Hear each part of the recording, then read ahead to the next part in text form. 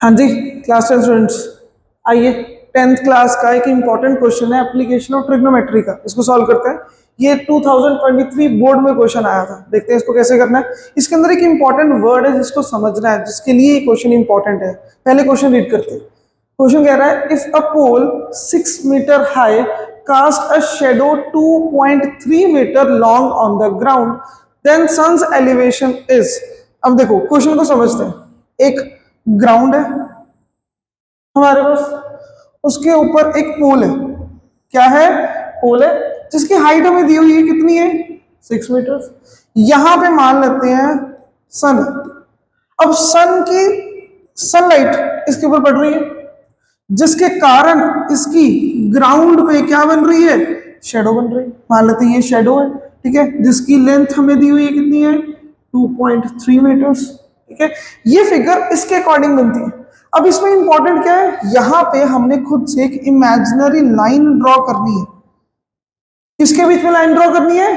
To the starting point, पोल का top point जो है वो, और जहां पे शेडो खत्म हो रही है जाके उसके बीच में करनी है। अब जैसे ये इमेजिनरी लाइन यहां पहुंची, ग्राउंड पे शेडो को टच कर रही है, तो ये जो एंगल बन रहा है, ये इमेजिनरी लाइन और ग्राउंड के बीच में ये जो एंगल फॉर्म हुआ, इस एंगल को हम कहते हैं सन्स एलिवेशन। और इसका एक नाम नहीं है, इसके बहुत सारे नाम है। इसे हम सन्स एल्टीट्यूड भी कह देते हैं कई बार, और इसे हम एंगुलर एलिवेशन ऑफ सन भी बोलते हैं। मतलब इस जगह पे कुछ भी दिया हो सकता है, यहां से सन्स एलिवेशन भी हो सकता है, सन्स एल्टीट्यूड भी हो सकता है, और एंगुलर एलिवेशन ऑफ सन भी हो सकता है। किसी की बात करी हो सकती है। तो इस केस में हमें ये पता होना चाहिए कि तीनों चीजें इसी चीज को रिप्रेजेंट करें। अब अगर हम क्वेश्चन में वापस आए तो क्या आपको यहाँ पे एक ट्राइंगल फॉर्म होता नजर आ रहा है, जिसमें ये थीटा हमने निकालना। तो अगर ये थीटा निकालना है तो क्वेश्चन बहुत इजी हो गया, क्योंकि थीटा के सामने वाली साइड दैट इज परपेंडिकुलर वो हमें दी हुई है, थीटा के साथ वाली साइड दैट इज बेस वो भी हमें दी हुई है।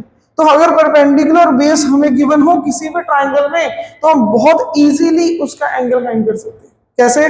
देखो, हाँ जी, कौन सा टी रेशियो है? कौन सा टी रेशियो है जो परपेंडिकुलर और बेस को रिलेट करता है? That is tan। तो हमने tan ले लिया। tan is equals to perpendicular by base. अब परपेंडिकुलर कितना दिया हुआ है? 6। बेस कितना दिया है? 2√3। इसको सॉल्व करेंगे तो tan ऑफ थीटा हमारे पास कितना हो जाएगा? That is 3/√3। अब √3 डिनोमिनेटर में इसको खत्म करने के लिए क्या करेंगे? रैशनलाइज। तो क्या बनेगा? 3√3/3। 3 से 3 फिर कैंसिल आउट हो गया, जो कितना बचा? √3। अब √3 tan और √3 बहुत इजीली हमें पता है कि tan के टेबल में √3 कब आता है, and that is of angle 60 degree. कितने एंगल पे? 60। तो मतलब इस टाइम पे सन्स एलिवेशन कितना है? 60 डिग्री। क्या ये हमारी ऑप्शन में है? बिल्कुल, ये रहा फर्स्ट ऑप्शन 60। तो ये हमारा आंसर होगा। होप सो आपको समझ आया होगा कि सन्स एलिवेशन क्या होता है, कैसे डायग्राम बनेगी इस केस में। ठीक है, थैंक यू।